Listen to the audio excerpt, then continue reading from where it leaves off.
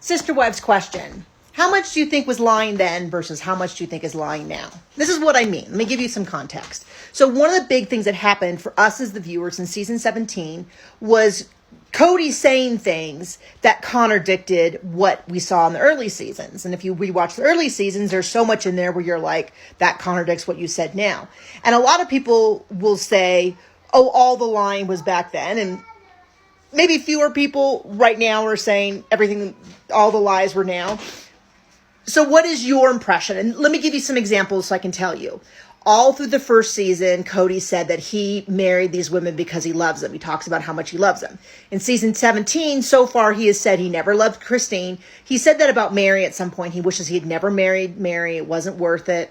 I would predict that in season 18, we start hearing that things were never as good with Janelle, and he starts rewriting this history so that he never loved any of them, and he was pressured to do it, and all of that. Like the same way that in season 17, he started saying, Janelle, you don't respect me, you don't love me, you're too independent, and she's like, that's something you said you always loved about me.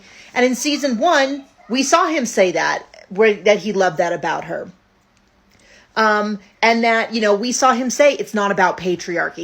He said in interviews it's not about patriarchy. Now he's saying it's always been about patriarchy and you signed up for patriarchy. And Janelle's like, no. And so when those situations come up, were they lying back then? Were they lying now? I'm going to ask you your opinion. I'm going to give kind of a weaselly answer and say 50-50. I think he did love them.